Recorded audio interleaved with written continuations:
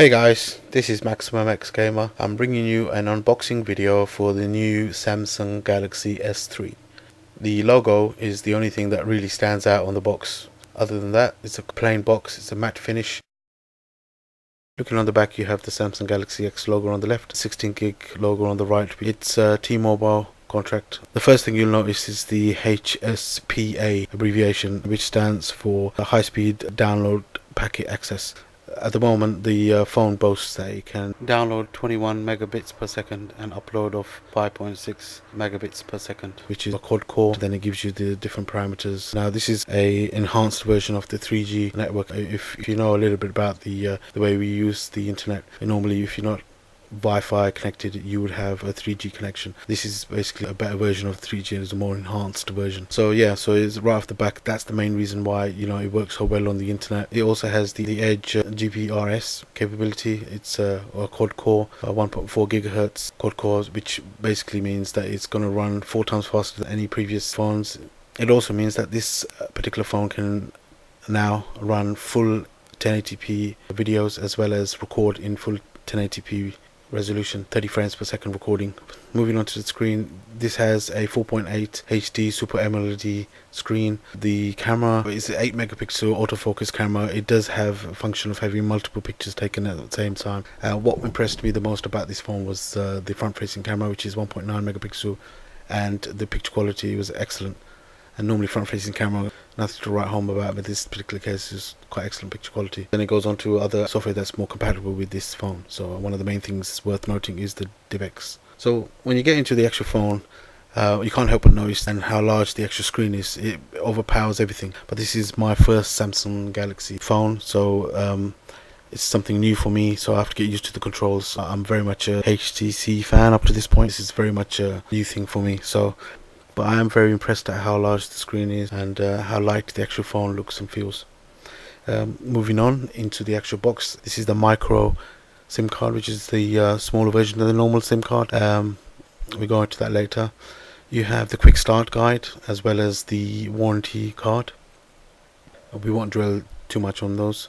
Looking into the actual box, you have the headphones, the white color. It doesn't match my pebble blue version. However, you have, I think, 2 pairs of spare pieces for your headphones.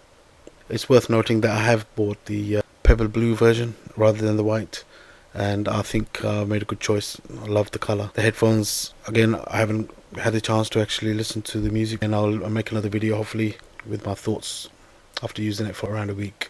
You have the USB 2 cable with the micro connection. Again, this is a dual purpose cable. You can use it as a charger. It comes with the adapter, and you can just directly plug it into the PC or laptop and use it as a charger there or transfer data. This is very synonymous with these new smartphones now. You have this new type of plug where you can use it for other items as well. And then you have the 2100 battery. Now again, I've had mixed reviews on this, on how long the actual smartphone stays. Depends on the amount of usage you get out of it, how heavy you use it. So yeah, this is the overview, and it's not that much, but obviously you get the usual stuff. One thing I would recommend that you buy with this phone is a memory card, a micro SD card. This particular one is the Samsung micro SD card. It's a class 10, and it's 32 gig version. So yeah, my actual phone is 16 gig, so with 32 gig it's plenty of space, and I think I don't need anything just yet, and you can always upgrade it to 64 gig. Here's a quick look at the SIM card. It is the micro SIM card, so it's smaller than the usual one. The actual box did actually have an adapter which you can use. And here's another quick look at the charger, the dual functionality of it. Right, moving on. As you can probably already see, I went with the pebble blue version of this phone, and I think I made the right choice. A darker color, and also it's got that shine on it, which is brilliant, and I like the look of it. First impressions, it's fantastic. It's very slimline, large. I've got large hands, so obviously it's not, the size of the phone is no issue at all. Some have complained that it's too awkward to use with one hand, and I kind of tend to agree. I've been using it for a few days now, but it's no big shakes. It's something you can get used to very fast. The design is just brilliant. And another thing I like about this phone is the fact that you can change the batteries. You can actually put a memory card into it, you can change the SIMs. Unlike some phones where you can't actually open the back, you can't actually change the batteries, and you can't add no SIMs or micro SD cards. So this was definitely a plus point. And talking of micro SD cards, again, this is the 32 gig version, class 10, and this is where it goes. It's a very nice design from the back. I'm not showing too much of the back because there's got some private numbers in there, and just overall, once the battery is in there, the overall design of the phone is just very sleek. I love the fact that the camera doesn't protrude too much. You have the speaker on the right hand side or the left hand side based on how you look, and the one LED light. The overall design is very minimalistic and very sleek. There's not too much going on. So yeah, the whole point of this design is just keep it as simple as possible. The on-off button is on the right hand side. I'm gonna have to get used to the different settings and the way you work your way around this phone, but first impressions on turning it on is just fantastic. Picture quality is full HD, and the angles at which you can view the picture is just stunning. Straight away you notice how much more color there is on the screen, and it's almost like jumping out at you. It's almost 3D. If you log in at the beginning, it asks you your Google passwords or your account passwords, and it will try to sync to it. And in my case, I synced into my previous Android account, and so it decided to download all of my apps that belonged to my previous phone. So be wary of that, because it just dumps all the apps onto the screens, onto the home pages, and it just fills it all up, as you can see from the message.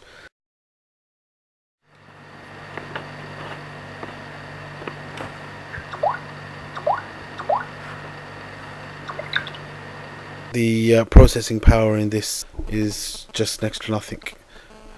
My only gripe, if you can call it a gripe, is the US version had a 2 gig RAM with the dual core rather than the quad core. So I can't understand why, if the technology exists, why not have this phone with the 2 gig RAM, the quad core? I mean, are we being too greedy? But I think that would have been just fantastic. It would have been definitely next generation, and it would have just made this into a beast. Not that I'm complaining, it is very fast and it is very responsive on the internet. Again, the reason why I've bought this, I can't help but feel a quad core with 2 gig RAM just would have been fantastic. Anyway, if I quickly work my way around the phone, you'll notice that there's a 3.5mm headphone jack at the top, noise cancelling microphone at the top. There is also a little slit where you can use to loosen the cover, as you saw me a little while ago. You have the 8 megapixel camera, because it's not protruding, is a fantastic design. One LED light and a very loud speaker. At the front you have the 1.9 camera, and you have the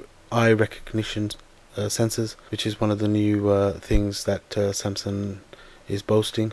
You have the speaker at the top, then you have the volume rocker on the left hand side, and if you work your way to the bottom, there's nothing else on the left hand side, and at the bottom you have the micro USB connector, which can double for the dock, and you have also the noise cancelling microphone there. So that's basically what you have. Now I'll just quickly show you the comparison with my previously mentioned HTC Sensation, and like I said, I was a very big fan of HTC, and it takes a very impressive phone to take me away from that. The Samsung did it. Samsung was something that had everything that I needed. It was definitely a bridge between the HTC and the iPhone. It has the best of both worlds. Android has a fantastic market out there now, and so many apps you can utilize. Unfortunately, the HTC Sensation was always plagued with the reboots and the crashes, and it's very frustrating. And the Samsung Galaxy boasts this new quad core, and hopefully won't have that issue. Like I said, I will go into a lot more detail afterwards. This is a quick unboxing, my first views, a quick comparison here. I hope you like this review. If you have any positive feedback, please let me know. Leave your comments. If you haven't subscribed, please do so. There's other videos. I have varied videos, so please check them out. And yeah, if you like this review, please give us a thumbs up. And this was Maximum X Gamer signing out.